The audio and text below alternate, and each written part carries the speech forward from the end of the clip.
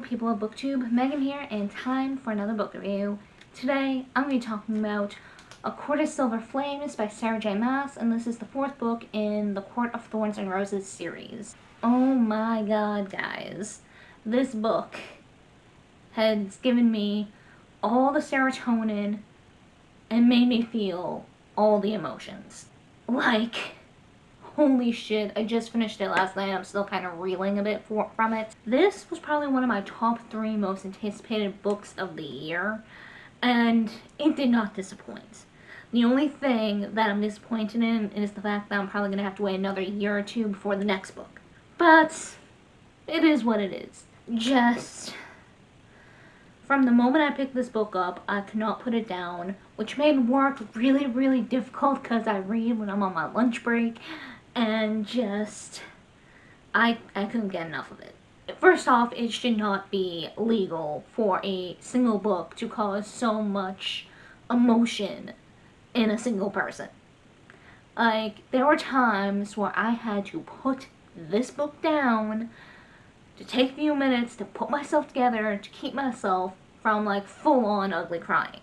And there were a few times while I never full-on ugly cried, a few tears did fall.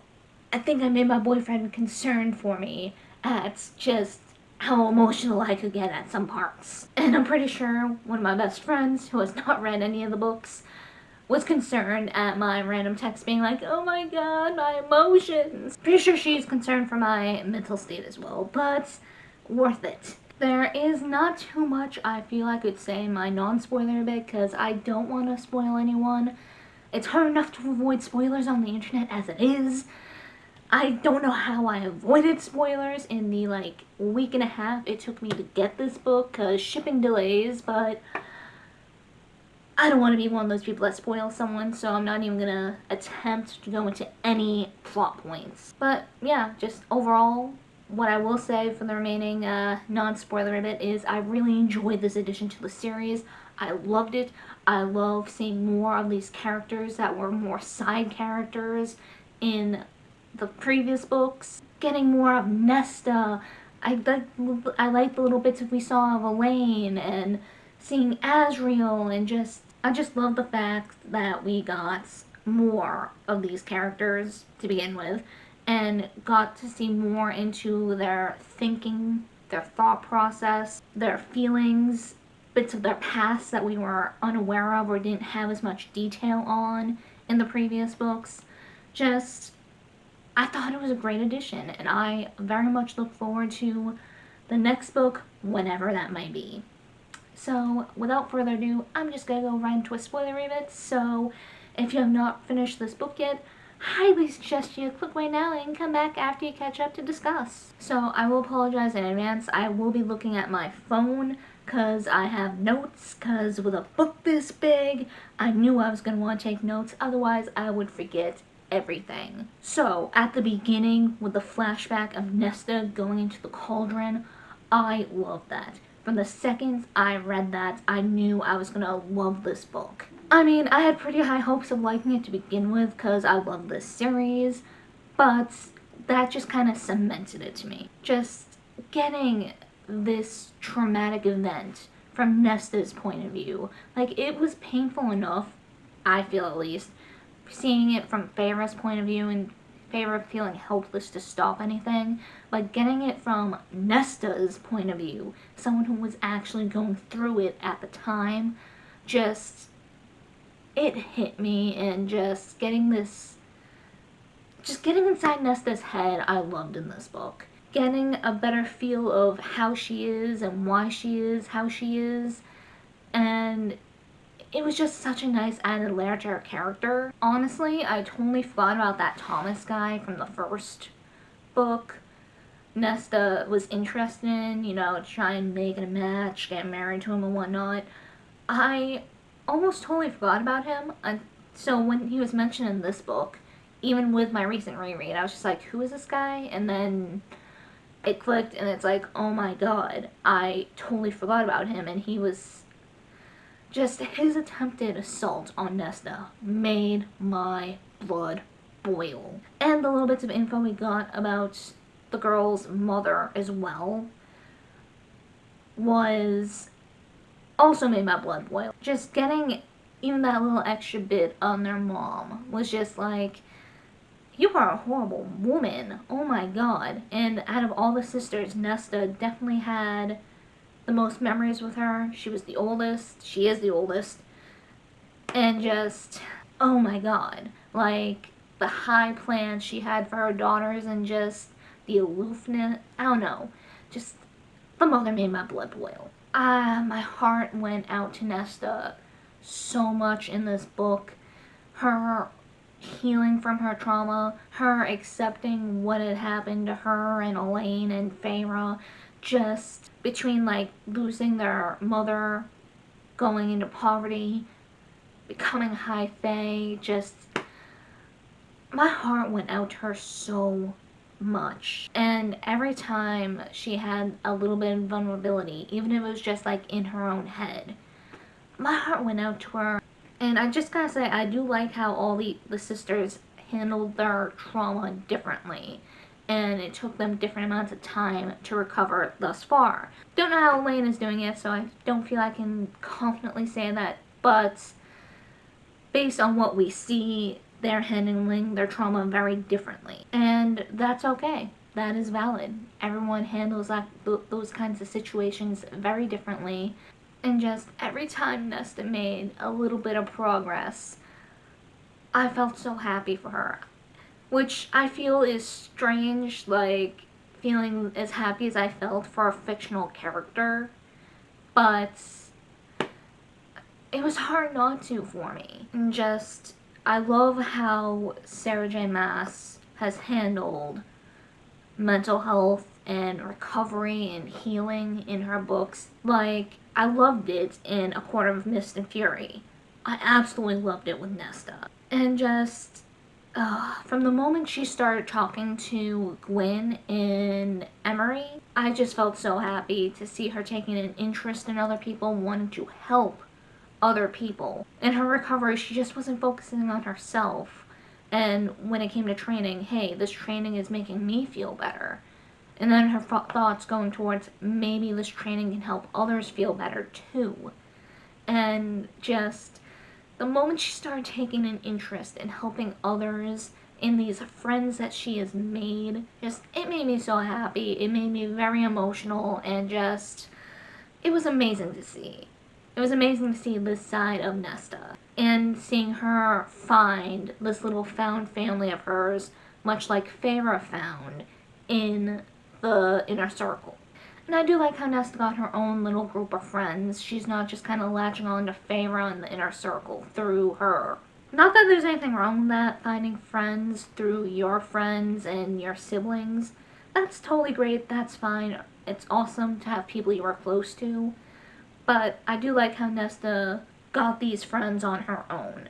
They managed to bond over similar and shared experiences, bond over the things they have gone through, and their journey together. Just, it was wholesome. I just loved the three of their interactions. Just, they're probably one of my favorite fictional friendship groups at this point. Like, the little slumber party they had at the house was, I was grinning like a fool the whole time I was reading it. It was so cute. It was so wholesome. And just so normal. Like, with all the crazy things that have gone on in the books, and that these characters are going through right now, and the crazy things that are yet to come, it was just so nice to get this kind of fun, normal bits in the middle of that. Like, they acted like me and my close friends would act. And just, it was relatable, it was cute, it was really sweet. On the topic of the house, just, I never thought I would ever see an inanimate object as a character. One that, like, never speaks, that is. Talking items, talking furniture, whatever, doesn't count. Getting this non-living thing that just became a character in itself, I loved. It was funny, it was entertaining, and even Nesta's moments with the house and just its little bits of kindness towards her was heartwarming and just really sweet to read. And it just made it even more awesome, in my opinion, when we find out that Nesta is the one who kind of gave the house life with her wish for a friend. And it was nice to see that these scary gifts that she had could be used for good and not just destruction, death, creating bad things or things that could very easily be used for bad. Instead, she created a house with a personality that likes romance novels, and just, I like that. I like that a lot. So I just backing away from Nesta a bit. It was nice, the little snippets of Elaine we got. It was nice to see her kind of blooming a little more, like her coming out of her shell and developing a little more of a personality. I feel in the previous book she didn't have quite as much development as Nesta did as a side character, or at least I personally didn't feel she was a very interesting side character. This book has made me a little more interested in her. It made me look a little more forward to whatever book we'll be getting with her in it, especially since she's developing a little more of a spine. Growing a spine feels kind of harsh to say.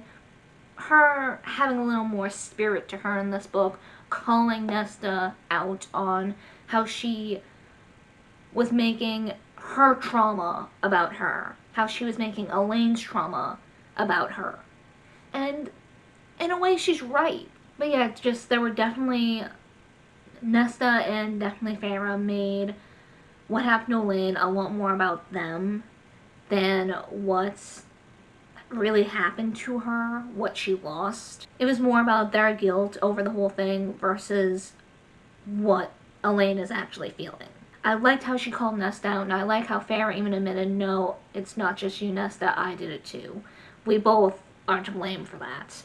Nesta and Farah feeling some guilt over what happened, definitely valid, but they took it a little far. Based on events in A Court of Frost and Starlight, I was wondering if Farah was going to end up pregnant in this book.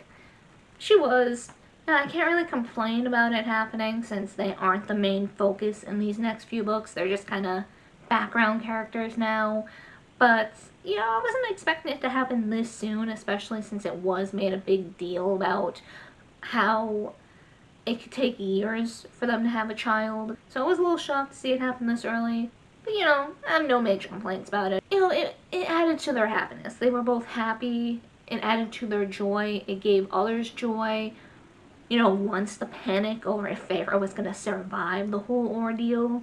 Man, no lie, I legit never really considered how dangerous Farah having an Illyrian child could be. I don't know why I never thought, like, oh, this might cause some trouble. But once Reese started, like, explaining how, like, scared he was, it's like, oh, that is a very real thing to be afraid of. Oh my god. And on that note, I was screaming, internally screaming, when Reese and everyone was keeping the knowledge that Farah's very life could be at danger a secret from her. But I totally get not wanting to scare her or cause her unneeded stress. 100% totally understand and respect that. Why make the pregnancy and labor any more risky than it has to be? But if her life is in danger, she has a right to know. And while I definitely don't agree with how and why Nesta decided to tell her when she did, definitely don't condone that. That was a bitch move. But someone did need to tell her. Farah deserved to find out a much better way. But she did deserve to know. And I'm sorry I'm jumping all over the place. My notes are very unorganized. As looking like he's getting over more made me so happy. Just little details here and there that make me at least feel like he's moving on from more. Yes. Thank you. Finally. Just, I love Az. He deserves to be happy, and pining after more isn't going to bring that happiness. I'm going to talk more about Az at the end. I did get the Books A Million copy of the book, so I got the Azrael bonus chapter, which I will talk about at the end. But Nesta and the priestesses training was great. Just when Gwyn signed up for training, I got so emotional, and leading up to that just really got to me. And just watching the friendship between her, Nesta, and Emery form was just fantastic. The whole concept of the Valkyries and them trying to set up a modern day Valkyrie deal was just, I loved it. I absolutely loved it. And I hope that we get to see that expanded more in the future books. And I just loved how things weren't like, okay, you completed your Valkyrie training, completed. You did the blood rite, great, you don't have to train anymore.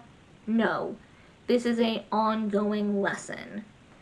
You are going to be training pretty much for the rest of your life, or for however long you want to keep this up. But I liked that, and as I was reading it all, I really hope the thought of the other Illyrian women becoming Valkyries instead of Illyrian warriors crossed my mind. So I wonder if we're going to see something like that. Like, I can't remember if it was in this book or A Court of Frost and Starlight, but there was a major concern about the Illyrian females and them. They won't be considered like full warriors unless they take the blood rite, but going through the blood rite has risks of their own, especially as a female, of them being assaulted and just killed for being female, them having huge targets painted on their backs just because they're female. That's a risk, and it's like a lose-lose. They go through the blood rite and risk that added risk of the blood rite, or they aren't considered full warriors in the eyes of the male Illyrians, and no one will want to work with them. Makes me wonder if the Valkyries will be kind of like a substitute for that.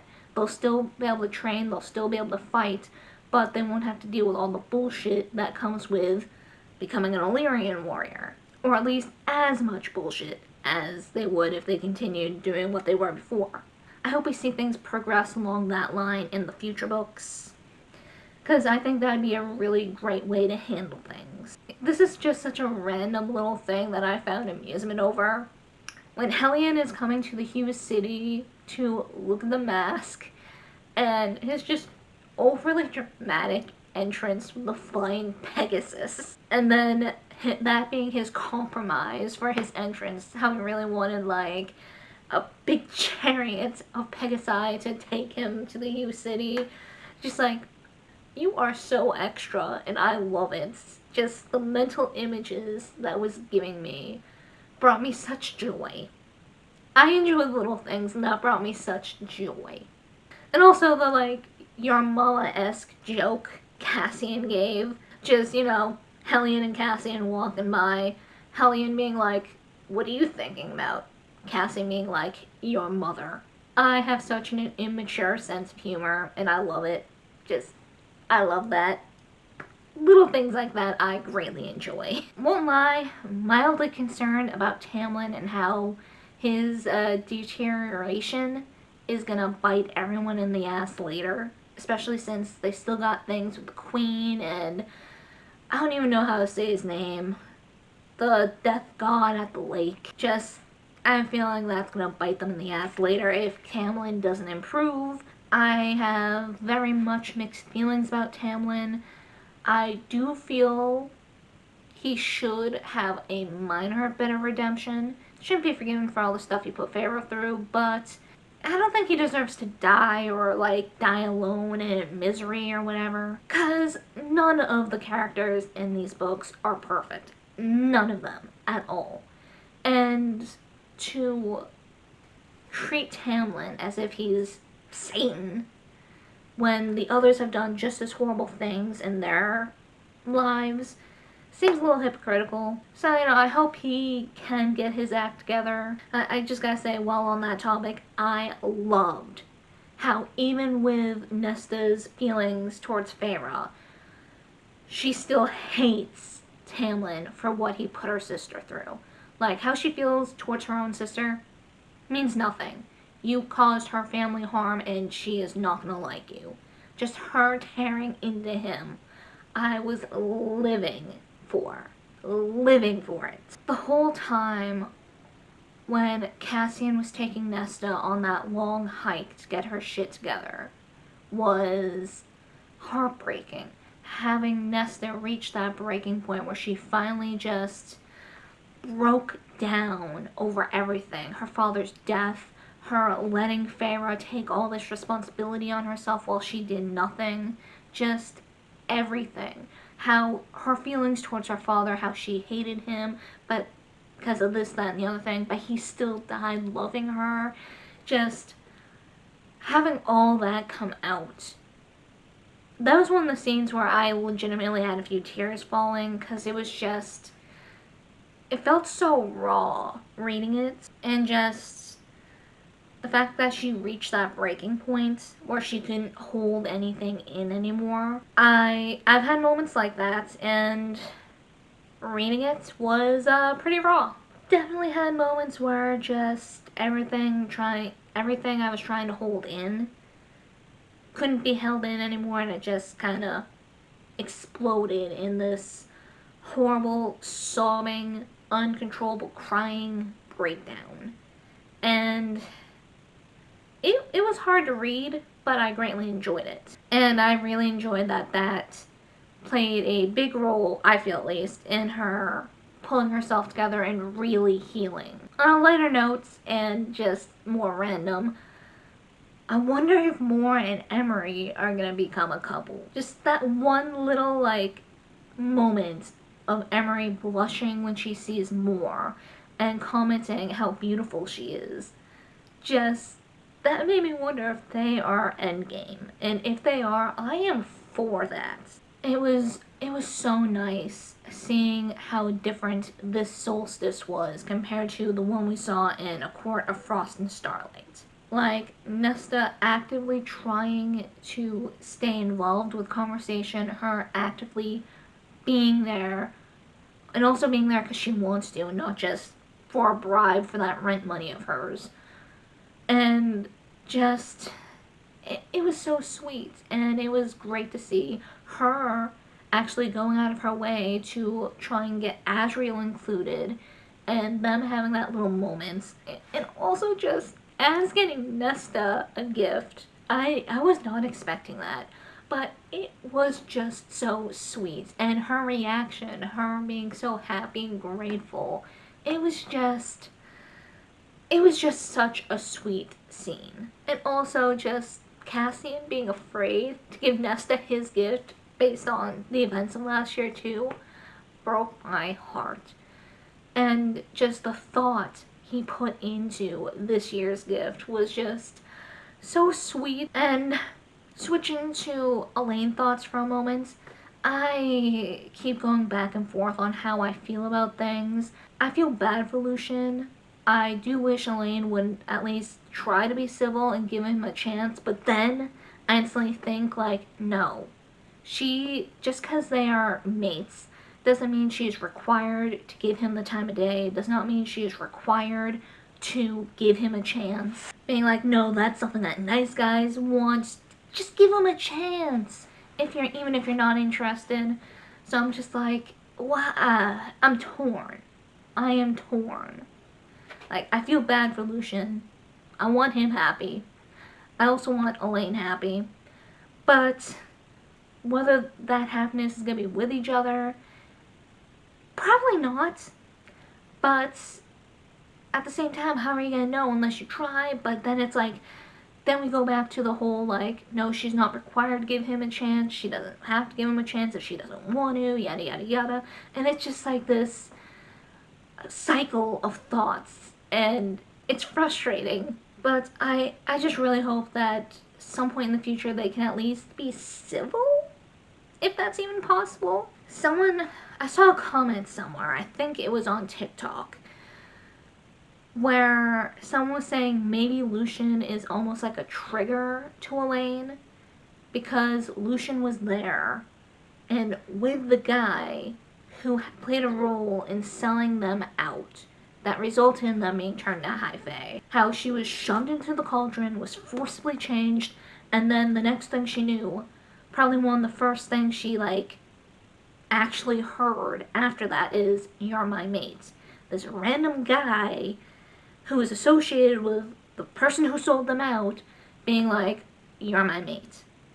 And maybe that's messing with her mental health, which, fair, very, very fair. That is definitely not a good kind of relationship you want to pursue, one that will be constantly triggering for you. So that just makes things even more complicated. It's just I really hope it gets sorted out soon, because hot damn. Nesta being as happy as she was during Starfall and just seeing everyone happy again brought me such joy. Especially with Nesta and Armin making up. Just so many feels, so many happy emotions. So like most of the fandom, from the very beginning, I figured Cassian and Nesta were likely mates. But the more I read, the little things I picked up, like when they eventually started to do the dirty, them not getting enough of each other and all that, first thing that came to mind is they're mates. That is just sure on proof they are mates. Oh my god. And then the events of Solstice happen, and it's like, oh my god, yes. They are definitely mates. There's no denying it. And I can't blame Nesta for her reaction to finding out the news. I can't fault her for a reaction. That's kind of a big thing thrown her way, especially since the idea of mates isn't a concept she has had a long time to accept. Unlike, Reese, Adriel, Cassian, they grew up with this idea of mates. It's very ingrained in their culture, in their upbringing. Not so much with Nesta and her sisters. And then, there's the whole fact of this is just another reminder that she is no longer human. Her humanity is gone, and this is one of the final tethers, in a way, to accepting that. And that's not an easy step, and she needed time to accept it and let it sink in. And also, can I just say, I love the fact that Moore, even with her feelings towards Nesta, was so willing to help her get her space, the space she needed, while she accepted the fact that her and Cassian were mates. And not only that, she went her way to find one of Nesta's best friends to get her and their other best friend together so that they can help distract her. I love that. When the whole thing with the blood rite happened, I was freaking out. I feel kind of dumb for not thinking something like that would happen, because the blood rite was mentioned quite a few times in the book. And, it's if it's mentioned that much, it feels it should lead somewhere. But just the idea never crossed my mind. And seeing Nesta, Emery, and Gwyn go through it and come out victorious, I was cheering the whole way. And I also like how Nesta didn't win it like the others. She was willing to stay behind, and I don't know, just added a little bit of realism, the three of them didn't magically end up winning, if that makes sense. And just, oh my god, the whole bits of them wanting to win it too. No, I don't want to just survive this. I want to be able to rub their faces in it. I want to prove to them that we can do this, that nothing can break us, nothing can keep us down, and just, oh my god, I was getting emotional, I was getting pumped up when, and also just during that time when the three of them were baring their souls to each other, full on telling them the trauma that they each went through, just got so damn emotional during that, especially with Gwyn. Based on what little we knew throughout the book, you can guess, you can get an idea of what happened, but actually hearing her, reading about this experience was a whole nother thing. It hit harder to be able to read it in her voice and know exactly what happened.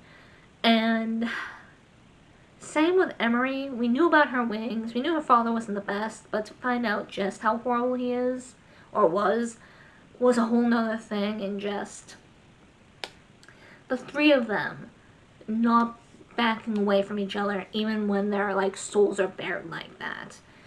But all of them being to each other like, you are worth it, you are worthy, you matter, just, you are not alone. Just, that was another scene that I legitimately got teary over.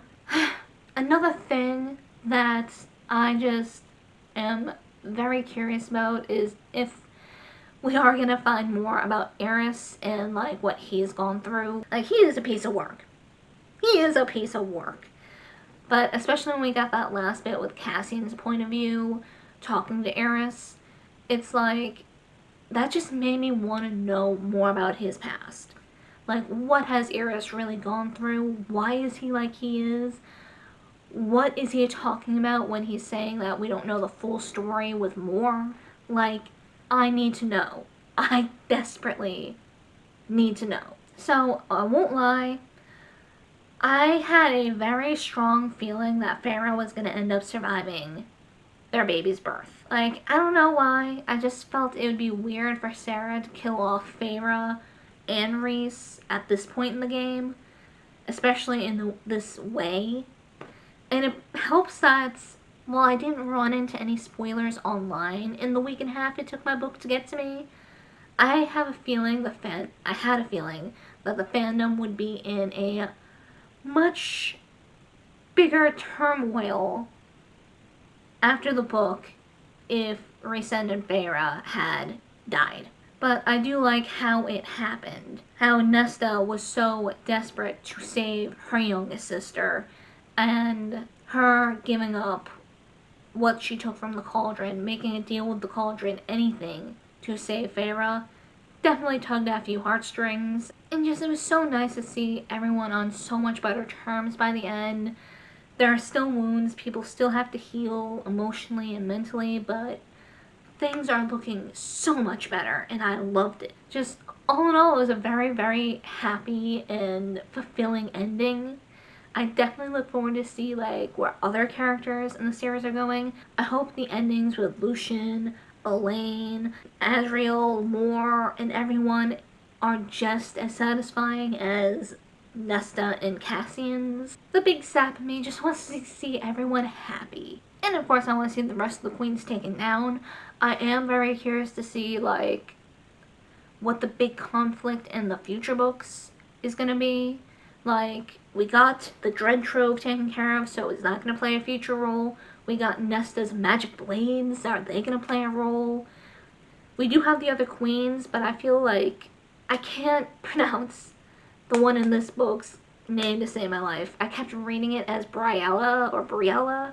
I don't know why. It looked wrong when I read it, and I read it like that, but that's how it was like registering in my head. Like, I feel out of the surviving queens, she was definitely the worst and had like the biggest grudge based on her fate with the Cauldron. But the remaining queens, like, I can't even remember. They just faded to my mind so much that I'm like, are they going to be a threat, or are they just going to back off now? My brain doesn't want to read the guy at the lake. Koshki? Koshki? If anyone in the comments can tell me how to properly say his name, I keep reading it as Koshki, but I'm worried that that's not right. He is definitely going to be playing a role, no doubt about it, but what kind of role, how big a role, is that role going to spread out over the remaining 2 books, or is it going to be limited to one like the Queen was in this one? I'm dying to find out. I very much look forward to finding out, and yeah. Like I believe I said earlier in the video, if it didn't get cut out, I did get the book's 1,000,000 copies, so I got Asriel's point of view. I'm going to be talking a little bit about that. I loved getting a chapter into Asriel's head. I loved getting more of Asriel's character in this book, just seeing a little more personality from him. We saw more personality from him in ACOWAR, but getting like an actual chapter from his point of view was just fantastic. Love it. I very much look forward to whatever book is involved with him in the future. But my heart went out to the guy. Definitely seems like he's getting over more, but he is falling for Elaine, which I have no complaints of. I honestly don't really mind too much where that kind of love triangle-esque ship goes, as long as the characters are happy. But still not quite sure how well Elaine is suited for him, like the kind of stuff that Azriel has done, the stuff he has gone through. Yes, Elaine has gone through trauma too, but not like Azriel level trauma, I feel.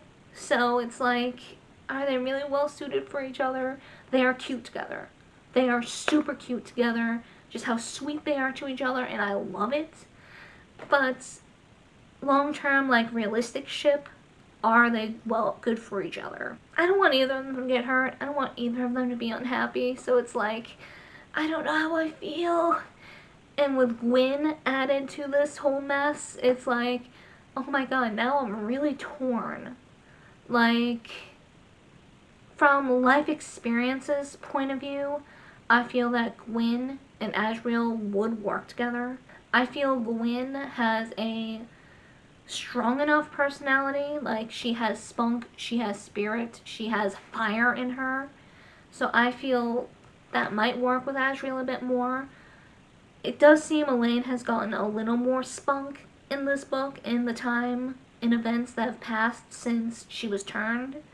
But is it enough for her not to be overwhelmed by Azriel? I think that's my biggest concern. And another concern that I didn't think of until I started filming was, does Elaine genuinely like Azriel? Or is this kind of like a way to distract her or to distance herself from the whole mating bond with Lucien? Like, is she feeling what she feels towards Azriel solely out of like, because of what's happened? He has been kind to her, he has been patient with her while she was taking this time to heal. So is it kind of more of an infatuation, like one brought on by circumstances versus actual like affection, if that makes sense? I don't know, I'm having a hard time trying to word it, so I'm probably just speaking nonsense. But yeah, I feel bad for Azriel, but also really love seeing some of his character, more of his character in this book. And not just from Farah, who doesn't know him, but from people who really know him. See him interacting with his two best friends, Reese and Cassian, getting their input, or more specifically Cassian's input, on this guy. Getting another layer added to his personality. And just some of the commentary, man. Some of Azriel's commentary was just chef's kiss fantastic. I love me my sarcastic, snarky characters. Just love it. I don't think there was too much more I wanted to discuss or gush about. And yeah, better stop now before this video ends up being like 2 hours long. So yeah, for anyone still reading, what'd you think of this addition to the series? Did you love it? Did you hate it? Were there parts that I didn't talk about that you want to discuss? Were there things that you wish happened in this book that didn't happen? Let me know. Let's get a discussion going. And yeah, that is it for this video, and I hope to see you guys next time.